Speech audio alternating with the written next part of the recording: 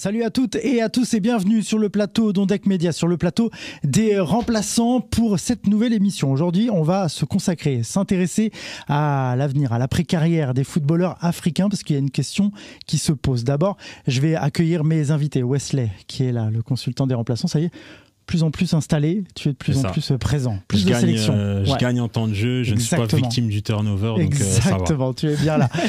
Yacine Ferguson, Fergu. Ouais, c'est un plaisir de parler de ça, surtout avec Wesley, c'est sa spécialité. Moi, je suis juste là pour, je suis la sentinelle aujourd'hui.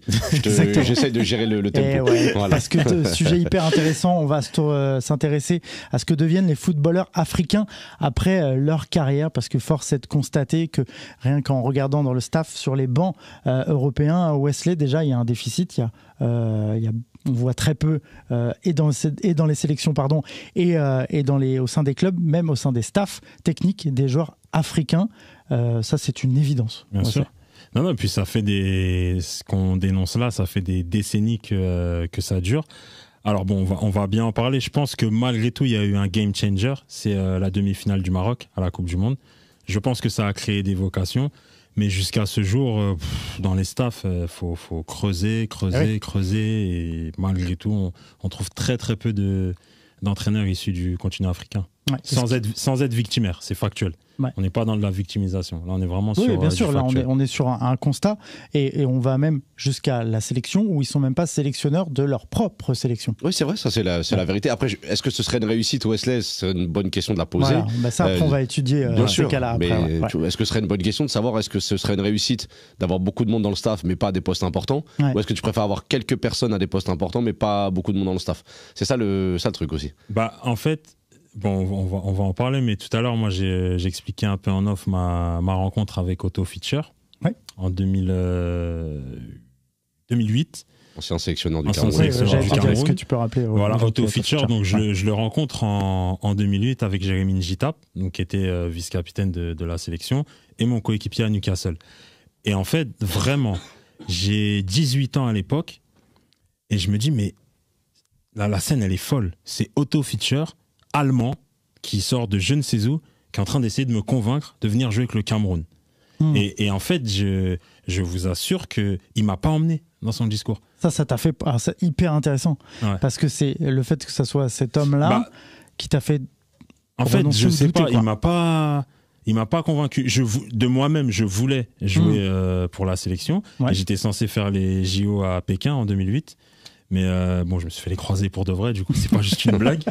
Mais je me suis fait les croiser en juin. Mais en fait, et j'ai trouvé ça fou. En fait, la scène, elle m'a paru folle. C'est Otto Fischer qui essaye de me convaincre, soutenu par Jérémy Njitap.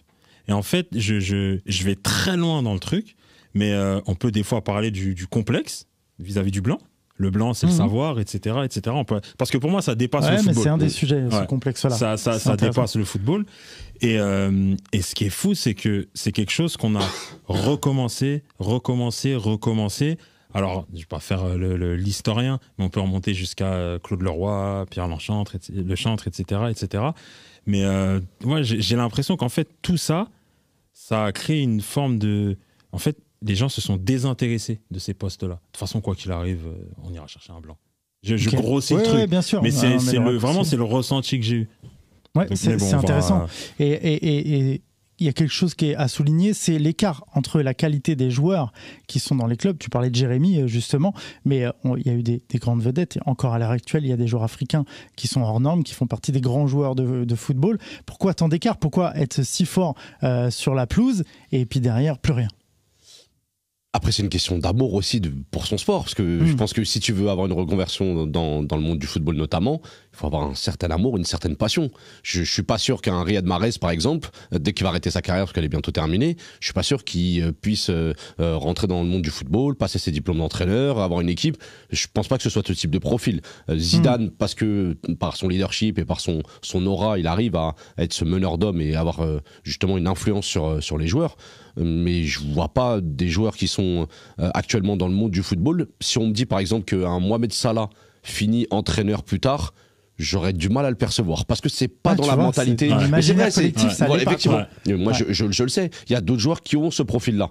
Mais ce type de joueurs qui ont été effectivement des grands joueurs, mais rien ne garantit qu'un grand joueur va devenir un grand entraîneur. C'est très rare. Mais oui, mais au moins voilà, qu'on le voit il préfère progresser dans un autre poste dans le football. Moi, je le vois plus dans des postes de présidence. Voilà, plus des postes politiques, entre guillemets, ou politisés en tout cas, plutôt que des postes sportifs et des postes stratégiques au sein d'un staff ou d'une sélection.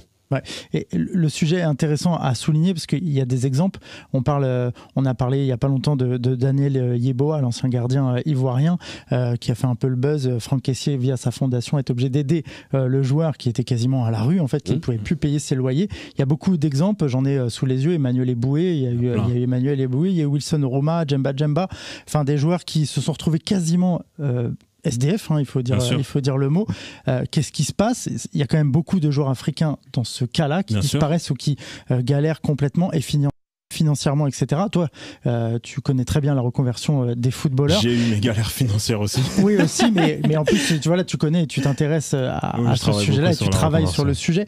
Donc, ton avis est intéressant, c'est-à-dire qu'est-ce qui se passe? Est-ce qu'il y a un déficit peut-être déjà dès la formation du joueur en Afrique, par exemple? En fait, franchement, c'est un super sujet. Déjà, il y a une chose qui est factuelle. Les joueurs africains manquent cruellement d'éducation financière. C'est factuel. On le voit. Déjà, ils sont déracinés. Parce que très jeunes. Quand tu arrives à 16, 17, 18 ans sur un autre continent, je dis pas dans un autre pays, dans un autre continent, et quand on compare la vie que tu avais et la vie que tu as plus un salaire, si à ce moment-là, c'est pas verrouillé, c'est très compliqué. Il y en a, les problèmes ont commencé quand ils ont gagné plus d'argent. Et donc, il y a des dépenses qui sont... Voilà. Et il y a aussi ce truc de très tôt, tu ne joues pas que pour toi. Tu es à 18, 19 ans, tu es responsable de je vais pas dire tout un village, c'est peut-être cliché, mais c'est une réalité. C'est la vérité. C'est la vérité. Moi, je sais que... Voilà. Et tous les joueurs africains avec qui j'ai joué, ils avaient d'autres préoccupations. Ça veut dire que là, les joueurs que tu citais, Mo Salah, etc., je pense que déjà, la plupart des joueurs africains, qu'est-ce qu'ils disent? Qu'est-ce qu'ils se disent? À la fin de ma carrière, je rentre. Pour beaucoup. À la fin de ma carrière, je rentre. Donc la préoccupation, se former, devenir entraîneur, qu'est-ce que je vais faire de mon après-carrière et tout ça, je ne pense pas que ce soit une question qui existe pour discuter avec beaucoup de joueurs et pour avoir discuté avec beaucoup de joueurs. Et en fait, comme l'a dit Yacine, en fait, le joueur africain, dès lors qu'il devient professionnel, c'est un personnage politique. Dès lors qu'il signe un contrat professionnel, il est politisé parce que, ne serait-ce que par son exposition, donc il représente directement son village, sa ville, etc. Il est aussi utilisé par les politiciens. C'est une réalité. Quand les joueurs ils rentrent dans leur village, généralement, c'est la cause qui sert à tout le monde. Et en fait, je pense sincèrement que les joueurs africains, au-delà du football, ils ont beaucoup de préoccupations. Beaucoup de préoccupations. Et ce qui fait que là où un joueur qui évolue dans le pays où il est né, etc., quand il a fini ses entraînements, tout est calme, il peut se focaliser sur une éventuelle formation d'entraîneur, etc. Le joueur africain, quand il finit l'entraînement, il passe beaucoup de temps au téléphone parce qu'il y a les problèmes de style. Moi, je l'ai vécu à mon échelle. Faut envoyer 3 000 € là-bas pour payer l'avocat, je sais pas quoi. Faut envoyer 4 000 € là-bas. Faut envoyer ci, faut envoyer ça. C'est une réalité. Et moi, pendant que je suis dans je sais pas si je peux appeler ça des soucis, mais le joueur qui est en concurrence avec moi, il fait la sieste. C'est ça la réalité. Quand moi je suis en train de gérer les trucs. Après, il y a aussi un problème, Wesley, dans ce que tu soulèves. C'est un problème d'instruction. C'est-à-dire que la plupart des anciens joueurs africains, par rapport à leur reconversion, ne veulent pas passer les diplômes. Ne veulent pas étudier. Quand tu poses la question à certains joueurs qui sont vers la fin de leur carrière et que tu leur dis écoute, il faut que tu passes tes diplômes, tu as 3 ans de formation, il faut que tu passes par ces étapes-là, on te dit non mais attends, moi j'ai joué à certains... Excuse-moi de te couper et après tu finis parce que j'ai un élément à rajouter. Est-ce que justement pour un footballeur africain, déjà arriver en Europe, c'est pas une fin en soi en tant que joueur? Est-ce que déjà t'as pas atteint le Graal, tu vois, et que derrière l'entraîneur c'est une autre préoccupation? C'est effectivement en termes d'ambition, pour eux c'est le rêve ultime, c'est comme le rêve américain pour certains, le rêve d'un Africain c'est de réussir en Europe sa carrière de footballeur. Et ne serait-ce que jouer 2-3 matchs de Ligue des Champions, pour lui c'est une réussite. Voilà, c'est vrai que c'est la vérité, mais ensuite nous on les forme pas C'est-à-dire que nous, par exemple, moi, si je fais partie de l'entourage personnel ou familial d'un joueur, je pense pas à son après. Bien sûr. Dans l'inconscient, c'est l'instant T, c'est profiter des moments, profiter de l'argent que tu as actuellement, parce que tu sais pas si tu vas en avoir plus tard. On n'est pas dans l'épargne. Les pays africains en règle générale ne sont pas dans les économies sur du long terme, elles sont des économies sur du moyen terme ou du court terme, et c'est déjà culturellement parlant difficile. Donc alors imagine un footballeur qui gagne beaucoup d'argent très rapidement, s'il n'a pas de gestion de patrimoine, s'il n'a pas de conseillers autour de lui qui sont compétents et qui sont formés pour ça, c'est hyper compliqué de gérer ces événements-là, parce que c'est des événements, là, pour moi, l'événement le plus important dans la carrière d'un footballeur, c'est la fin. C'est à ce moment-là que tu détermines vraiment ce que tu vas devenir. Est-ce que tu vas devenir quelqu'un qui va aider ou dans le monde du football ou qui va continuer à se développer, ou est-ce que tu vas être quelqu'un qui va devenir un être lambda? Moi par exemple, je te donne un exemple tout bête, j'étais au Vélodrome jeudi, en l'occurrence par rapport à un joueur qui était un ancien joueur africain, quand je l'ai vu, il y en a plein qui ne le reconnaissaient pas. Et pourtant c'est un grand joueur, c'est un top joueur, mais il ne le reconnaissait pas parce qu'il n'est pas resté dans le monde du football et qu'il n'est plus dedans. Ça veut dire que c'est plus quelqu'un qui est influent. Les Africains, ils ont un peu cette image-là de la mala, on doit se montrer, on doit être reconnu, on porte des bijoux, on c'est un peu strass et paillettes, et malheureusement c'est très éphémère dans le monde du football. Si tu ne crées pas quelque chose derrière, si tu ne passes pas de diplôme, il faut quand même verrouiller ça et valider tous ces acquis de ta carrière par des diplômes et par des fonctionnalités qui vont te permettre d'accéder à un plus haut niveau ou à des postes un peu plus élevés. Alors je rebondis sur ce qu'il vient de dire sur les diplômes notamment. L'après-carrière, il a raison Yacine de dire que c'est quelque chose de quasiment plus important, mais ça se prépare dans l'avant-carrière aussi, l'après-carrière, tu en parlais, la gestion financière, mais il y a aussi un déficit qui est flagrant. Ça arrive maintenant dans les centres de formation français notamment, mais la gestion des études, ça vient des États-Unis de base. C'est si la suite de ta carrière en jeune est conditionnée à ta réussite dans les études. En Europe, ça arrive maintenant, depuis pas si longtemps que ça finalement. En Afrique, il y a peut-être aussi ce problème-là dans la formation. Ah non, mais c'est sûr qu'aujourd'hui... Et encore une fois, on va pas médire sur l'Afrique, loin de là, parce qu'elle est dans un développement incroyable. Bien sûr. Maintenant, en termes de structure, on n'est pas encore au stade où on valorise la formation. Okay. On n'est pas encore à ce stade-là. On va valoriser la formation sportive, mais on n'est pas encore au stade où on est sur le double projet. Alors, il y a plein d'académies qui sont en train de voir le jour, et t'en as qui sont là depuis très longtemps. Et je pense qu'effectivement, la grosse marge de progression dans ces académies-là, c'est au-delà du football, qu'est-ce qu'on apprend aux joueurs? Parce que les joueurs vont, pour le meilleur des cas, arriver en Europe ou ailleurs et performer, parce que maintenant ils commencent à avoir des partenariats avec la MLS, etc., et performer, mais à côté, il faut qu'ils travaillent leur double projet. Par contre, ceux qui ne partent pas, qu'est-ce qu'on fait des joueurs qui ne partent pas? Alors que grâce au football, normalement, tu peux apprendre plein de choses, et ces joueurs doivent permettre au pays de grandir, même s'ils ne percent pas dans le foot. Et je trouve que c'est encore trop orienté sur le football. Okay. Et je pense que en fait, tu as une urgence. T'as une urgence financière qui fait que tout le monde est orienté sur une réussite sportive. Du coup, je ne sais pas si les joueurs sont prêts à entendre le discours du double projet. Parce que non, mais moi je veux réussir dans le foot. Je veux sortir ma famille de la galère. Donne un exemple concret de double projet qu'on pourrait proposer à des joueurs africains. Non, en fait, regarde, je te donne un exemple tout bête. Moi, je suis très tourné vers l'Afrique aujourd'hui. Par exemple, je reviens du Maroc, j'étais à la CAN et je me dis, moi je fais du business en France. Et je me dis, waouh, businessment, ce qui est en train de se passer en Afrique, c'est un truc de fou. Mais c'est un truc de fou en Afrique, ce qui se passe businessment parlant. Et comment ça se fait que l'entrepreneuriat n'existe pas dans les académies? Pourquoi l'entrepreneuriat n'existe pas? Pourquoi on ne parle pas? Parce qu'encore une fois, les qualités que tu as en tant que sportif de haut niveau, ce sont des qualités que tu peux appliquer dans l'entrepreneuriat. Et l'entrepreneuriat, c'est valorisant. Tu parles de quelle qualité, par exemple? La remise en question, le goût du challenge, le dépassement de soi, l'abnégation, la résilience, etc. On demande ça à un entrepreneur. Et en fait, ce que j'aimerais, moi, c'est qu'aujourd'hui, dans la tête de tous ces jeunes joueurs dans les académies africaines, on puisse leur faire comprendre que même si tu ne perces pas dans le football, mais regarde tout ce qu'il y a à faire sur le continent. Et je pense que déjà, tu vas gérer certaines frustrations. Moi, c'est simple, j'ai un exemple concret. Mon petit cousin, il joue à Marseille. Et il arrive de la Kadji Sport Academy, donc, qui est à Douala. Et en fait, lui, il arrive donc du Cameroun. Là, il est en 19 nationaux. Forcément, sa tête, elle est absolument tournée, tournée sur le foot. Ouais. Et moi, souvent, je lui parle. Je lui demande tes journées, l'école, tu fais quoi, nan. Et je sais qu'il a énormément de temps. Mais c'est compliqué de développer, maintenant qu'il est en France, un double projet. Okay. Parce que là, il est là, tu penses que c'est trop tard maintenant qu'il est à pas trop tard, mais je peux passer pour un fou quand je lui... Okay. Même je sais, quand il voit mes interviews, mes stories et tout, il va se dire, mais qu'est-ce qu'il fout, lui, à faire ces trucs de reconversion et tout. Mais je pense que là-bas, au pays, il faut commencer à travailler sur ces sujets-là. Parce qu'encore une fois, il y a trop de dégâts. En fait, aujourd'hui, ce qui est bien, c'est qu'on a un retour d'expérience sur les après-carrières. Il y a trop de dégâts.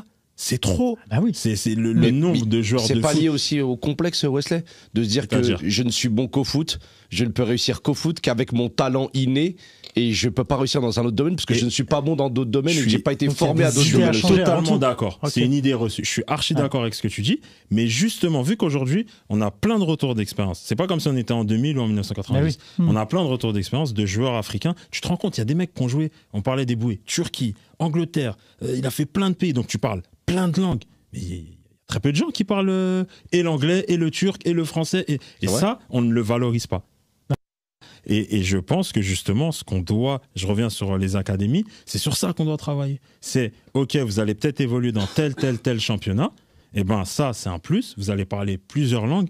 Il y en a qui ont joué en Chine. Tu te rends compte? Si tu exploites le réseau chinois, tu vas être milliardaire. Et tout ça, je pense que il n'y a pas... Dans les académies, il n'y a pas encore des postes dédiés à ça. Et je pense que ça, les gens le voient encore comme quelque chose d'utopique. Mais non, en fait, pour moi, ça, c'est un truc qui est... Limite, ça devrait être obligatoire, qu'on crée des formations pour les doubles projets.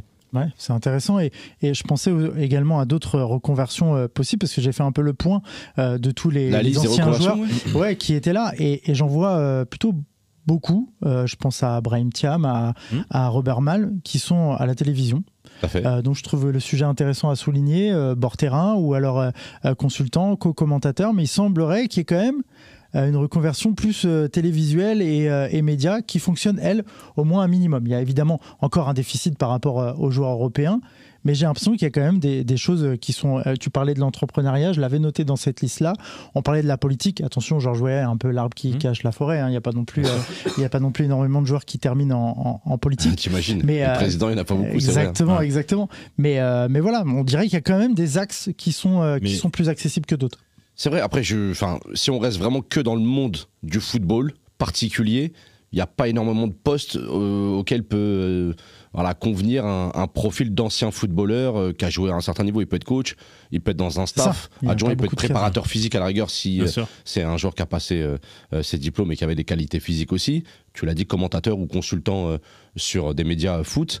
Après, il n'y a pas tant que ça de métiers. Enfin, des directeurs sportifs, il y en a très très peu à des postes importants dans des grands clubs.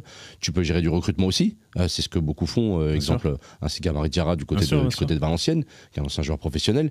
Et c'est vrai que c'est dans le monde du football, c'est assez restreint comme milieu. Et c'est plus ton image qui va te servir plutôt que tes compétences intrinsèques. On va plus se servir du nom.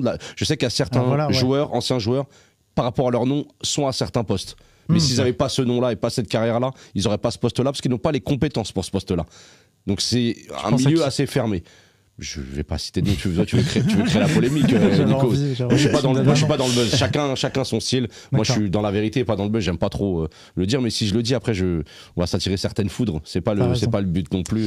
Mais après, c'est la vérité. Sur des joueurs africains, je les trouve pas forcément à des postes où leurs compétences sont adaptées. Okay. Et tu sais, moi, il y a un gars que je veux vraiment mettre en avant, c'est Ferdinand Coly.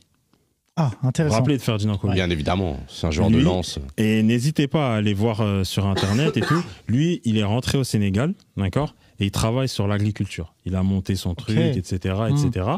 Et il est épanoui comme tout. Mais en fait, je pense que culturellement, et il le dit, au départ, on l'a pris pour un fou. Parce qu'en fait, je pense que, et ça, c'est même culturel, il y a un truc chez les anciens joueurs africains, c'est le regard des gens.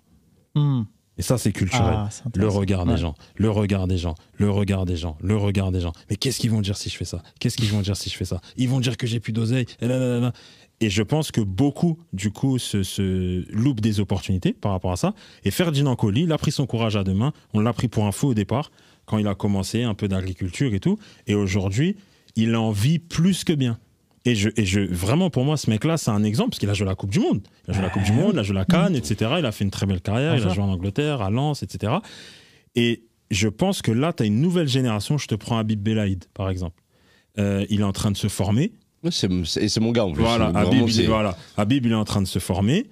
Il est en train de passer ses diplômes, etc. Aujourd'hui, il est directeur technique à Tremblay. Ricardo Fati, pareil. T'as une génération qui émerge et je pense qu'a envie de casser ces codes-là. Après, là, je parle de joueurs nés ici. Ouais. On jouait pour... c'est des binationaux. Voilà, c'est des binationaux. C'est des binationaux. La différence, elle est importante. Mais je pense que c'est un paradoxe de fou. L'Afrique, il n'y a pas besoin d'être géopoliticien pour le savoir, se développe. Mais c'est incroyable. On va prendre la Côte d'Ivoire. La Côte d'Ivoire, en termes de croissance, je crois qu'on est à 7 ou je ne sais plus combien de pourcents. C'est extraordinaire. Et comment, à un moment où il y a une croissance folle, les joueurs, ils dorment. Ouais. C'est paradoxal. Ça se fait, ils ne se rendent pas compte de cette croissance-là ou parce qu'ils sont coupés de l'Afrique, justement Non, il y en a beaucoup qui sont rentrés. Il y en a beaucoup qui sont rentrés au pays. Et comme on l'a dit tout à l'heure, il y a plein de joueurs qui sont rentrés parce qu'ils n'ont plus grand-chose, au final. Ils ne sont pas rentrés par choix. Mais je pense que si les joueurs sortent de leur zone de confort, ils vont être surpris de tout ce qu'il y a à faire. Et je pense qu'avec tout ce qu'ils ont réussi à faire sur le terrain, si on les voit s'investir sur autre chose, mais les gens, ils parlent du regard des gens, mais les gens vont être pour. Et les gens veulent les voir, ils les ont fait rêver, ils veulent les voir dans la vraie vie, ils veulent les voir s'investir. Et parce que sinon, on va toujours dire quoi? Ouais, ancien joueur, bon, il a monté une fondation. Ancien joueur, il vient de construire une école. Mais il y a plein d'autres trucs. Et quand on prend la Côte d'Ivoire, bon là, je vais quand même loin, Didier Drogba. Drogba, c'est en Côte d'Ivoire. Mais faut se rendre en Côte d'Ivoire pour se rendre compte de Didier Drogba en Côte d'Ivoire. C'est incroyable. Mais donc, il s'est un peu cherché. Il a essayé de prendre le poste, la présidence. Voilà. Il s'est rendu compte que, il y est peut-être allé un peu trop fort. Parce que là, il allait enlever le pain de la bouche à beaucoup de monde. Mais je pense que ne serait-ce que par son aura, il peut faire beaucoup plus. Et on le voit, il s'investit beaucoup auprès de la jeunesse en Côte d'Ivoire. Sans faire des trucs extraordinaires. Mais juste par ce qu'il représente, comme le disait Yacine, ils ont beaucoup à transmettre. Et eux, ils lient leur transmission à leur propre situation financière. Mais c'est pas parce que tu as moins que tu peux rien transmettre. Et ça, faut qu'ils l'entendent. Ouais, c'est hyper intéressant. Comment, pour conclure, comment tu vois la suite des choses? Quelles solutions apporter? On en a beaucoup parlé, mais quelles solutions tu vois pour que ça évolue, pour voir plus de joueurs africains au poste? Là, tu parlais il y a bientôt des joueurs qui vont arriver à la retraite. On parle de Sadio Mané, on parle de Salah. Tu peux y aller. Oui, je vais faire une petite passe D à Wesley en même temps, parce que Wesley travaille dans ce domaine et propose effectivement. C'est pour ça que je voulais commencer par toi. Voilà, c'est pour ça que je toujours propose ce type de reconversion au footballeur africain en se rendant dans certains pays, et justement il peut proposer ses services, proposer un accompagnement, parce que je pense que c'est aussi le problème africain principal, c'est que on se dit qu'on peut tout faire tout seul et qu'on peut réussir tout seul, mais non, on a besoin d'un accompagnement, on a besoin d'une formation, on a besoin de diplômes, et je pense que les profils d'agences de Wesley en Afrique ou d'autres structures qui peuvent aider dans les académies notamment, et très très jeunes, les former très jeunes, je pense que ça peut être une solution pour un avenir. Et surtout je pense que, et tu as pris l'exemple de Drogba qui est marquant et significatif, chaque grand joueur de chaque pays doit être impliqué dans le sport qu'il a fait découvrir. Moi, j'ai de l'habitude de dire que Riyad Mahrez a fait découvrir l'Algérie et a mis l'Algérie sur la carte du monde du football. Il doit rendre à l'Algérie ce que lui a pu montrer au cours de sa carrière. Donc, tu dois revenir en Algérie, montrer, j'ai joué à Manchester City, j'ai été meilleur joueur de Première Ligue, j'ai gagné la CAN, je dois vous montrer comment on fait. Il faut travailler sur ça, sur certains points qui sont essentiels. Et je pense que les joueurs, et je parle des grands joueurs, des top joueurs, doivent justement investir dans leur pays et doivent montrer leur importance, parce que c'est bien beau leur fait carrière, mais après, si tu rends pas au football ce que le football t'a donné, c'est que pour moi c'est de l'ingratitude. Mais est-ce qu'ils en ont envie, justement, un peu comme le fait Samuel Eto'o, où là, il est en train de tout donner? Faut le susciter l'envie. Mais je suis d'accord, faut vulgariser le truc. Moi, pourquoi je suis allé à Abidjan? Il n'y a pas de hasard, parce que j'ai mon réseau d'affaires d'anciens footballeurs en France que je veux développer en Afrique. C'est aussi simple que ça. Mais je suis dans une phase d'observation. Je suis dans une phase de compréhension, parce que c'est fini, j'arrive en Afrique, j'ai le savoir, je vais tout faire. Non, les Africains, ils vont dire, écoute-moi bien, tu vas t'asseoir et nous, on va t'expliquer comment ça se passe. Donc, j'y vais très humblement. Modestement. Voilà, modestement, je regarde ce qu'il y a à faire, comment je peux commencer à lancer mon réseau d'affaires là-bas. Mais effectivement, tu dois rendre, parce que au final, le football en Afrique, c'est plus que du football. C'est plus que du football. Et encore une fois, c'est pas un discours mesquin. Les plus extrêmes te diront même que c'est religieux. Bah oui, non, mais c'est. Et puis, t'as plein de joueurs. Le fait d'être en sélection, en fait, les gens oublient, mais ça te permet d'aller au pays régulièrement. Le fait d'être en sélection tous les 5-6 semaines, tu vas au pays, des fois. Et je pense que, comme l'a dit Yacine, tout l'amour qu'on te donne, parce qu'on limite, les gens, ils t'aiment plus que leurs propres parents. Tout l'amour qu'on te donne, avec des petites attentions, tu peux faire de grandes choses. Et je pense que ça passe par là, vers de l'investissement déjà de son temps, mais je ne dis pas de faire des projets extraordinaires, mais en fait, il faut éduquer.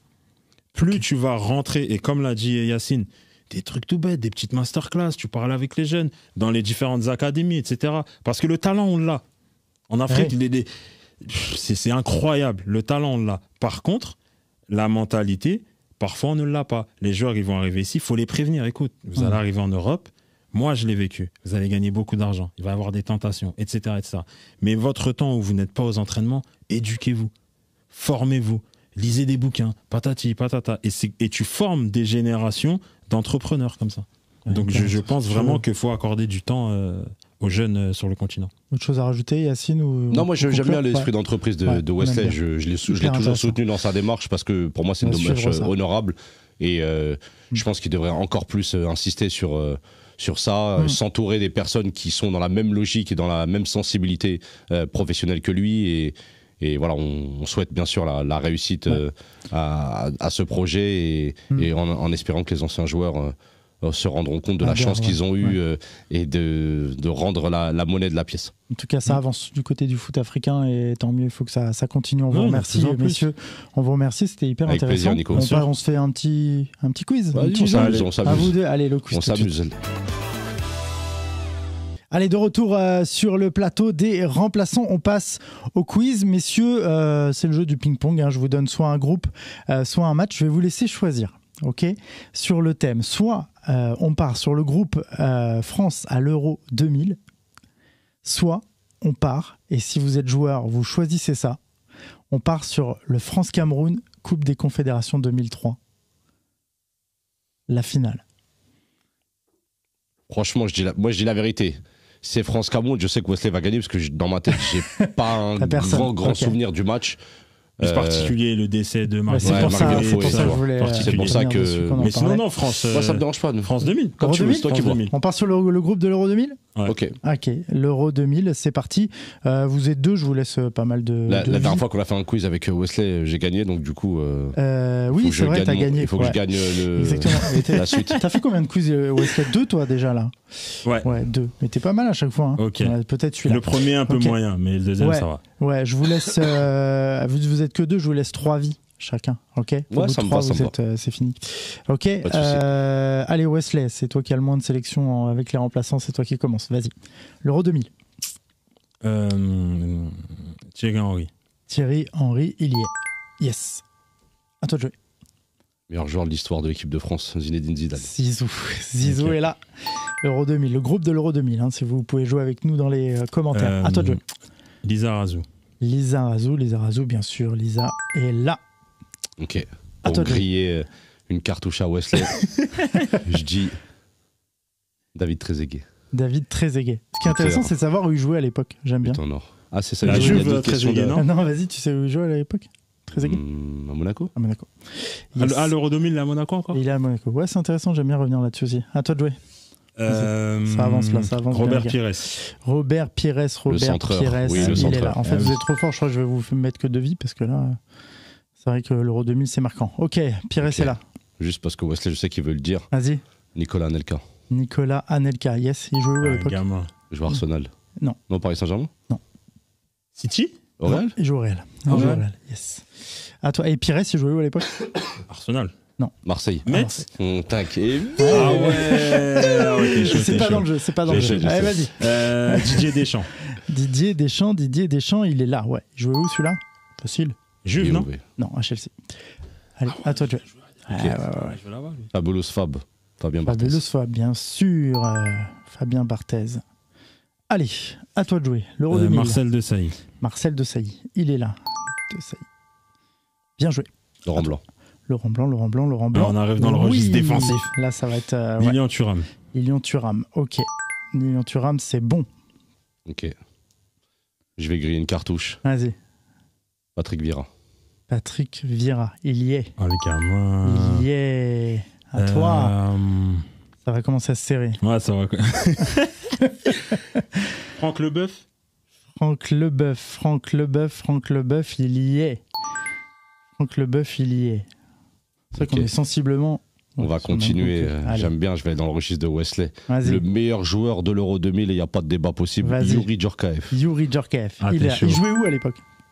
Paris Saint-Germain. Non. À l'Inter. Non.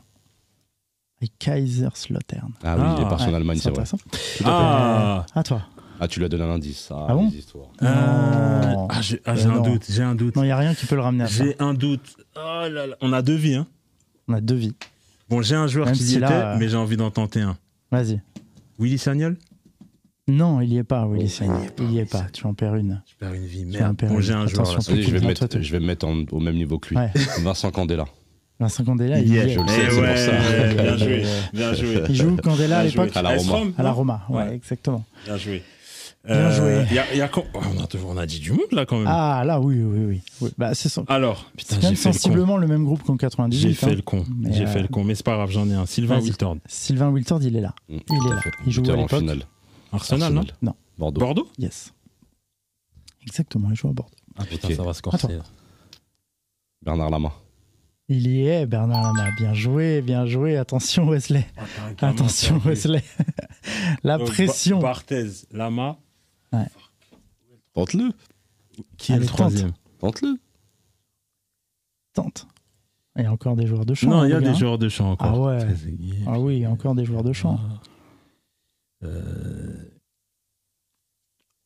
J'abuse. Donc Lizarazu, on l'a dit. Ouais. La défense, on a pratiquement tout dit. Candela, Blanc, Leboeuf, De Sailly, Thuram, Lizarazu. Ouais. On a dit Deschamps, Vieira, Djorkaeff, Petit. Emmanuel Petit. Ah bah oui. Emmanuel Petit, bien joué. C'était chaud là, hein. Le cœur qui va vite. La chance. Hein. J'ai un peu de répit. Mais t'es trop chaud, tu vas vite revenir. Il a plein de cartouches là, je le vois dans ses yeux. Non mais je vais mettre j'aime bien mettre ça à son niveau. Makelele. Non. Je sais, c'est pour ça que je t'ai dit je vais mettre à son niveau. Ah, il est sympa, il veut le but en or. Vas-y. Allez. Alors, on a dit Anelka, Trezeguet, Wiltord, Thierry Henry. Ouais. Alors en attaque, il me semble que vous les avez presque tous. Il en manque 2. Oh putain, mais il me reste qu'une vie. Ça met la pression la dernière vie. Je vais le tenter. Vas-y, tente un truc. Je vais le tenter. Vas-y. Guy Varche? Non. C'est fini. C'est fini. Victoire de Yacine. Yacine, tu veux tenter? Aïe. Juste pour te faire chier, Dugarry. Bien joué. Bah oui, offensivement. Ah oui, c'est logique. On en a dit combien là? Ah si, Trezeguet, vous l'avez dit, pardon. Bah écoutez, il vous manque 2 milieux de terrain. Il manque le 3e gardien. Et un défenseur. Et il vous manque 2 milieux. Toute la défense a été faite? Et la défense, alors dans ta liste, t'as dit Thuram, mais il me semble que vous l'avez pas dit pendant le. Si, je l'ai dit. Mais alors du coup, la défense Blanc, Candela, De Sailly, Leboeuf, Lizarazu, Thuram. Il reste Bogossian? Il n'y a pas Bogossian. Donc défense, on a tout dit défense. La défense, elle est OK. Les gardiens de but, vous m'avez dit Barthez Lama, il manque le 3e. Pas Charbonnier. Et alors, les attaquants, vous m'avez dit, on est d'accord, Anelka, Djorkaeff, Dugarry, Henry, Trezeguet, Wiltord, on les a tous. Donc c'est pas mal, les gars. C'est pas mal. Là, t'as dit qui déjà? Dugarry qui était. Yes. Gardien, c'est pas Ramé? C'est Ramé. Si, exactement. Ah ouais. Ah oui, Bordelais. Là, t'aurais été chaud, là, avec un petit Ulrich Ramé. Ulrich Ramé. Ah ouais, c'est dur, Wesley. C'est dur. Et en fait, il y avait pas mal de Bordelais. Et d'ailleurs, dans les milieux, il y en a un, vous n'avez pas cité. Un milieu bordelais des années 2000. Exactement. C'est un confrère, désormais. Ah, c'est... Ah ouais, les gars. Il y avait 1, 2, 3, 4 joueurs des Girondins de Bordeaux. Un milieu de terrain. Ouais, un milieu de terrain. Ah bah oui. Je suis un excellent joueur. Excellent joueur. Mikou. Ah oui, Mikou. Avant qu'il aille au Verder. Exactement. Et il en reste un milieu que vous n'avez pas cité. Bordeaux aussi? Non, il jouait au Real Madrid à l'époque. Je suis un fou, moi.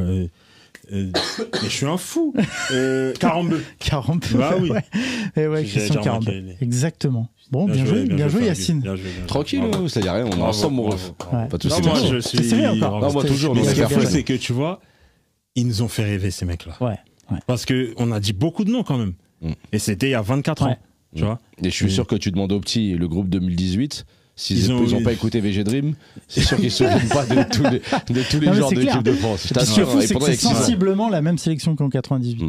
Il a quasiment rien changé. C'est Roger Lemaire le coach, c'est ça ? C'est Roger Lemaire. Il a quasiment la même. Roger Lemaire qui ensuite a entraîné en Tunisie. Qui a gagné la CAN avec la Tunisie en 2004 contre la Maroc en finale. Exactement.